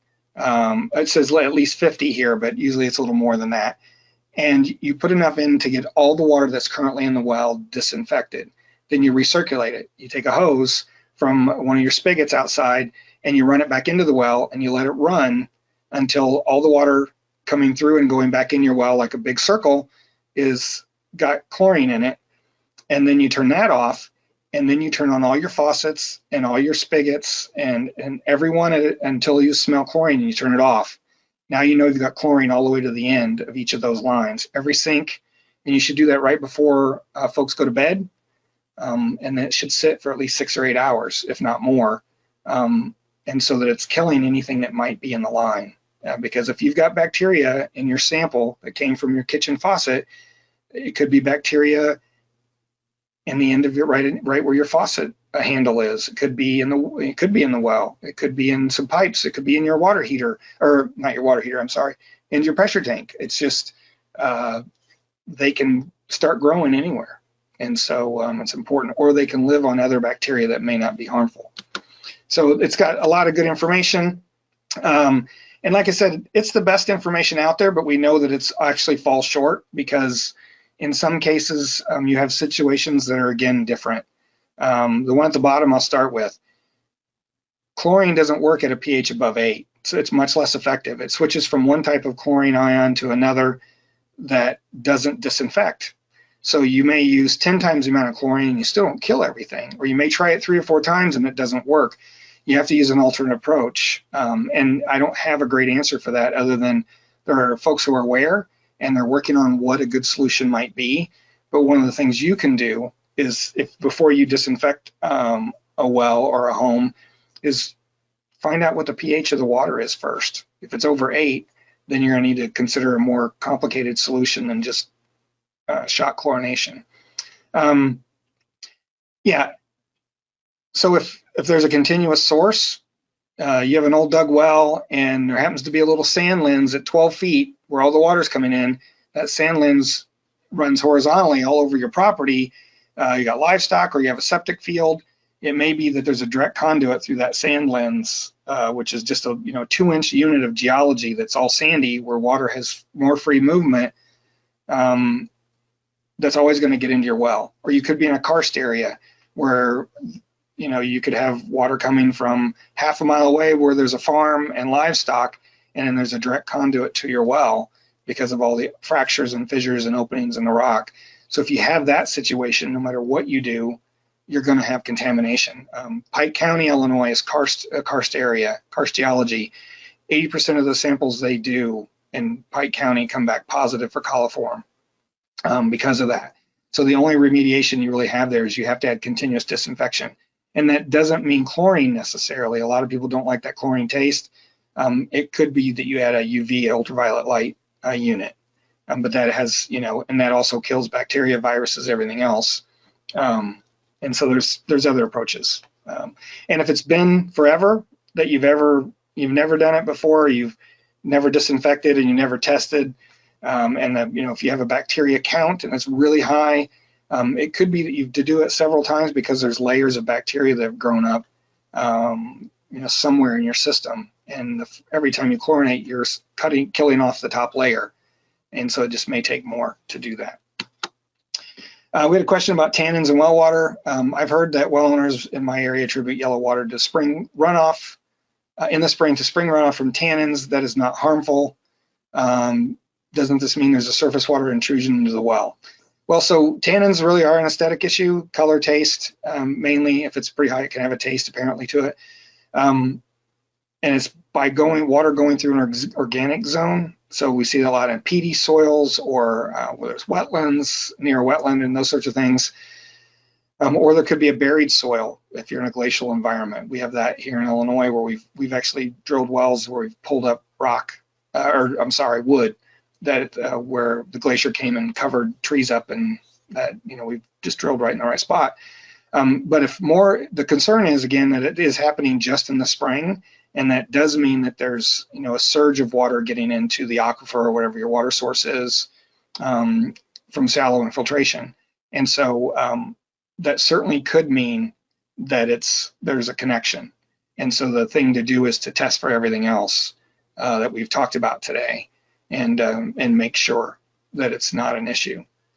It may just be an indicator that, yeah, you need to test more frequently. So if you Google tannins in groundwater, just like I've written it here, WSC stands for Water Systems Council.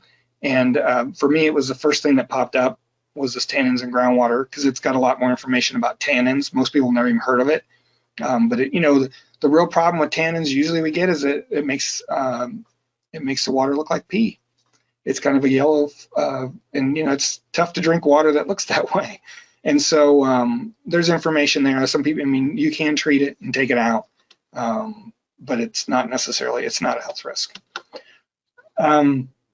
What's the most important thing a realtor should ask the seller about a well? And I included this. This is actually from last year's webinar, because it's really, there were several questions kind of similar to this, but not asked in this direct way. Really, it's important to ask all of these questions. Has it been tested, and for what? Have you had any problems with the water quality or quantity? People, you expect them to be honest about whether they have a well go dry in the summer. I have people call me all the time with that too, where they bought this house and in the summer they don't have water and they're hauling water and all those things. Is your well, do you have a log? All of this is important. When's the last time they're serviced by who? Because a lot of times when a well owner doesn't know information, their driller or pump installer will, or the last person that came out and worked on their system. And so it's important to know who all those folks are and keep a list of all that. And and if they have treatment, what for? Why? Is it just because they didn't like the way it looked or smelled, or did they have a health issue they found? And then also about septic systems and where that stuff's at, and make sure that they know. We run into a lot of well owners who also have septic systems and have no idea where their septic system is. They've never pumped it. They've never done anything to maintain it. And they don't even know where it's at. We get, for our septic webinar every year, I probably get at least 10 to 15 people who the question they ask is, how do I find my septic tank? And that should never happen. You should know where your septic tank is and pump it when it needs pumped. Quickly, next month, so if you go to our calendar, or click on webinars at the top of our website, it'll take you to the page where you signed up for this webinar or could have. And there's also, these are the ones that are coming up. And the 4-hour workshop is really for sanitarians or EHPs. It digs into the weeds a little more about site assessments and some of those things. So with that, I know I've ran long. I'm going to pull up. Katie, let me know if you can see this okay. Yeah, it looks good. All right. So these are the questions that Katie got from you all today. Typical testing seems to look for bacteria, E. coli, and nitrates. Is there a special test for pesticides I should request? You need to, pesticides or other things like that, volatile organics, you'd look for that if you knew there was a buried tank, or if you're near a gas station. The same for pesticides. What I would do first, because these are expensive tests, I would understand the well construction, the well depth, where the water is coming from in the well, and what situations there are. Because you can have a well that's, build a new subdivision out in the country, and right on the other side of the backyard is a cornfield where they've applied pesticides. It doesn't mean your well's going to have pesticides in it. If it turns out, if you're in Champaign County, for instance, and you're in the Mahomet Aquifer, that aquifer doesn't even start for 150 feet or so, and it's all clay material above it. And if the well was properly constructed, we don't see pesticides in the Mahomet Aquifer and any wells in the Mahomet. It would have to be a well construction issue that allowed that. And so, that's, you request pest, but if it's an old dug well that's getting, water from the water table, which in our county is about 7 or 8 feet below land surface, then definitely you would. So you really need to look at the situation before you recommend, spending $300 or $400 for some of those kind of tests, depending on your lab and how they do the testing. How are wells supposed to be abandoned? Is there a way to know if a property has abandoned wells and if they were properly abandoned, sealed? Well, as part of your homework for a property, you could look and see if your state has well logs and if they have a list of those. I didn't show it today, but and this goes back in some time, but after the Depression in the early 30s, there was, I think it's called CCC, the something Conservation Corps. A lot of folks were hired in every state by the federal government to do different kinds of work. In Illinois, they were hired to inventory wells.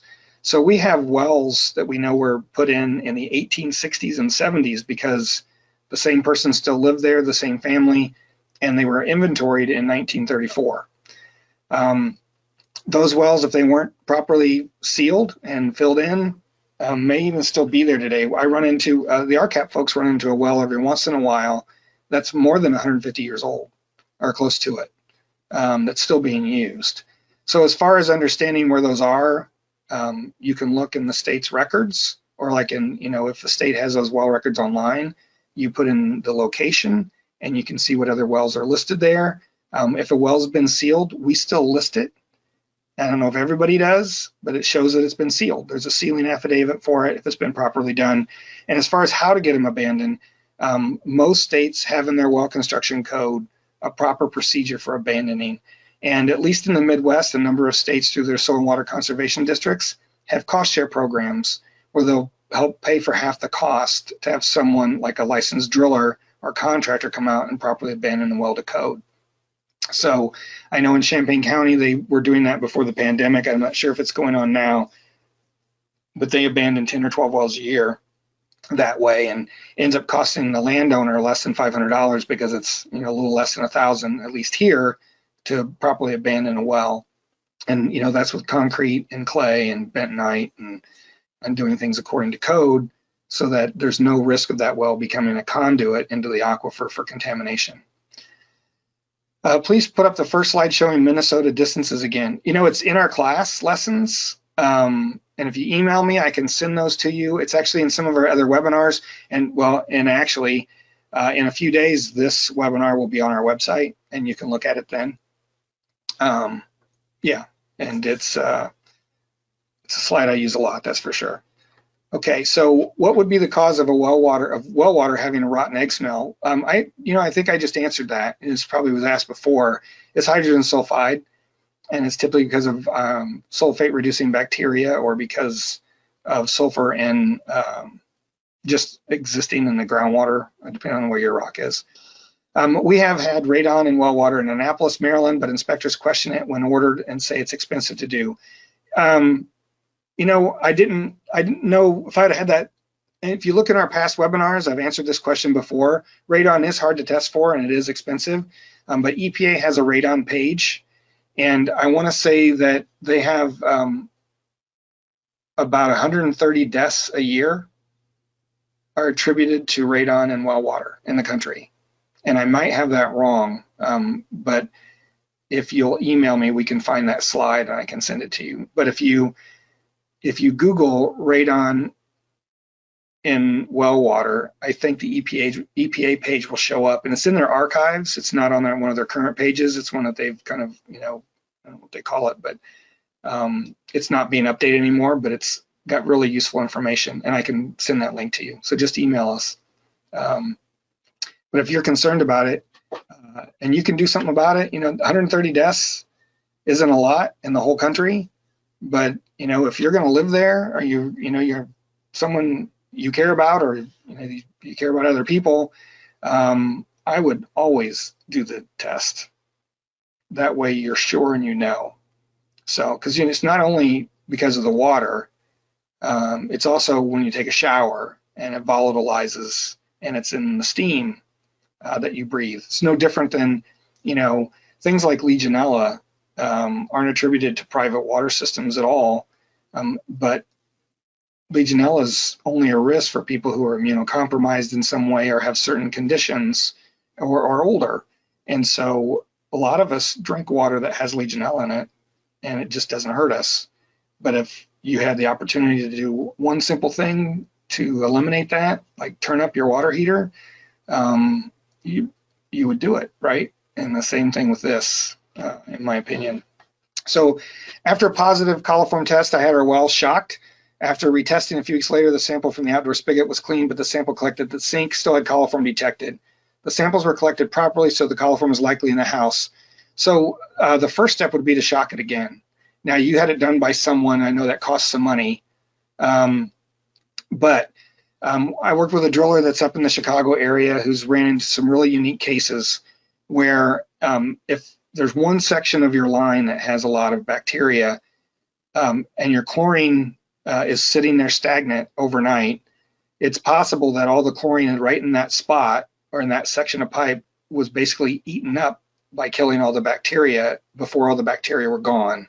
So you can do it again. And I know this guy has had to try even moving the water a little bit, so if one section of pipe is where all the bacteria are, the rest of that chlorine is really not being used. So maybe every 2 hours, he turns on every hose or spigot just for an instant to move the water along the column and put fresh water in the spot where that bacteria is. I'm not saying that's what your situation is. It could just be that it needs to be done again. And especially if your spigot was clean, it means you likely hit something in your house. And so you should be able to kill it. So that's what I would do. All right. Well, thank you for everyone who stuck around. And again, if you have any questions, here's our information, info@privatewellclass.org. And again, with any questions or follow-up, I know like 2 hours after the webinar today, there'll be an email that has my email address. You're welcome to email me with any questions you have as well. And, we're right in the middle of some things here because I have to be out of town all next week. So I may not get to your question until I get back on the 21st. But please email me if you have, we'll try to help you out. All right. Thank you. Thanks, Katie.